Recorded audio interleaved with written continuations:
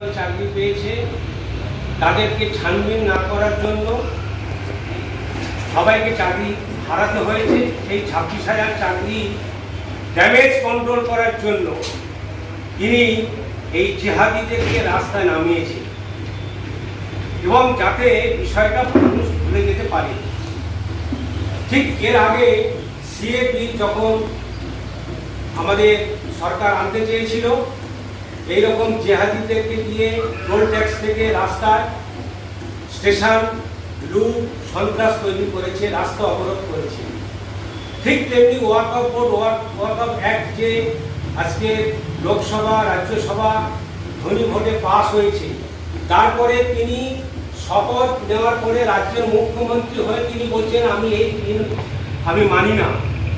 অর্থাৎ এই পশ্চিমবঙ্গের মুখ্যমন্ত্রী তিনি সংবিধান মানে না।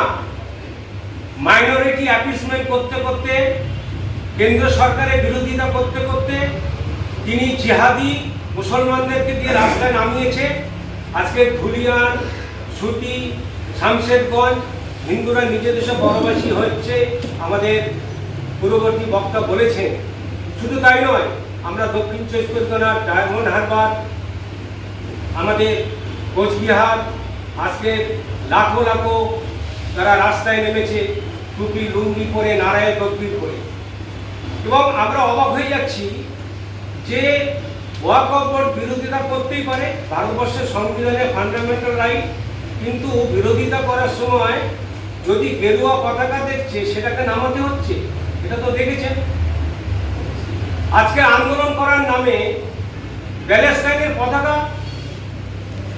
জাতীয় পতাকা দেখা যাচ্ছে বৈদিক রংটা নেই, সেখানে লাল, মানে জাতীয় পতাকাটাকে বিকৃতি করেছে। এমনি জাতীয় পতাকা তারা তোলে না, কিন্তু মানুষকে বিভ্রান্তি করার জন্য প্যালেস্টাইনের পতাকা, ইসলামের পতাকা আর সাথে জাতীয় পতাকা দিয়ে রাস্তায় নারায় তকবীর আল্লাহু আকবার করতে করতে আর হিন্দুদেরকে সন্ত্রাস তৈরি করছে। এটা কিসের ইঙ্গিত, কি জন্য করছে? শুধু তাই নয়, গাড়িতে বজরংবলীর ছবি, শিবের ছবি, ওম স্টিকার যদি দেখে সেটাও ভাঙচুর করেছে। এটা আপনারা মিডিয়াতে দেখেছেন। এমনকি রাস্তায় যাদেরকে দেখছে যে তুলসীর মালা, তাদেরকে পর্যন্ত ছাড়ছে না। তো আমার পূর্ববর্তী বক্তা বলেছে 70% হিন্দু আমরা আছি। প্রধানমন্ত্রী, স্বরাষ্ট্রমন্ত্রী, মুখ্যমন্ত্রী, থানার আইসি, ওসি এখনো হিন্দু আছে। আমাদের যদি আন্ডার এস্টিমেট করে তাহলে জিহাদিরা ভুল করছে। এদেরকে আমরা ছাড়বো না, আমরা এদেরকে ছাড়বো না। রাস্তায় ওরা যেমন নেমেছে আমরা ওরকম ফুলের মালা নিয়ে ওরকম করবো না। এদেরকে সবক আমরা শেখাবো।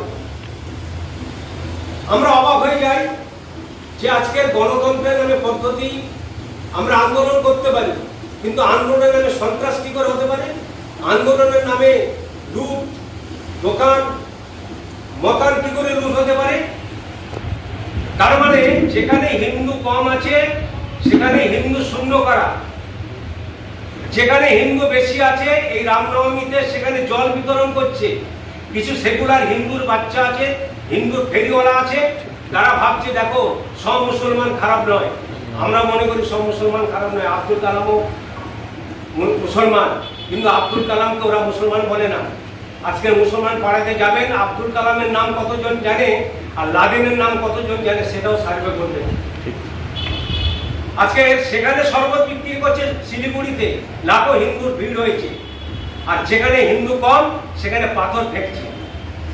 অর্থাৎ স্বাধীনতার আগে থেকে এ পর্যন্ত আমরা দেখছি যেখানে হিন্দু কম সেখানে সন্ত্রাস, সেখানে গণতন্ত্র সমাজতন্ত্র মানুষ কাটলে লাল রক্ত বেরোয়, হিন্দু মুসলমান ভাই ভাই, গান্ধী মার্ক্সবাদ সব জলাঞ্জলি চলে গেছে। সেজন্য আপনাদের মাধ্যমে আমি অবগত করাতে চাই, সমাজকে এই মেসেজ দিতে চাই যে তারা ভদ্র হয়ে যাক। যেখানে হিন্দু আছে সেখানে গণতন্ত্র আছে, সমাজতন্ত্র আছে, সেখানে ভোটাধিকার পর্যন্ত আছে। যেখানে হিন্দু কমে গেছে এই জিহাদিরা ভোটারদের ভোট দিতে দেয় না, এমনকি তৃণমূলের হিন্দু ভোটারদেরকে ভোট দিতে দেয় না।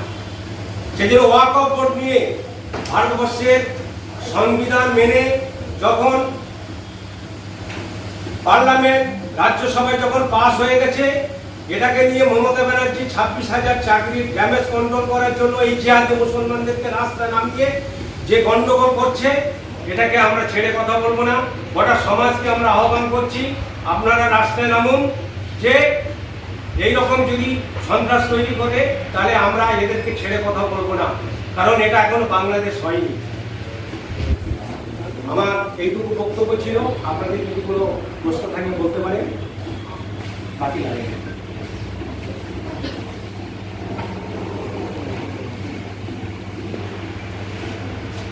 সবাইকে নমস্কার। বাংলার নববর্ষ সবাই ভালো থাকো, সুস্থ থাको।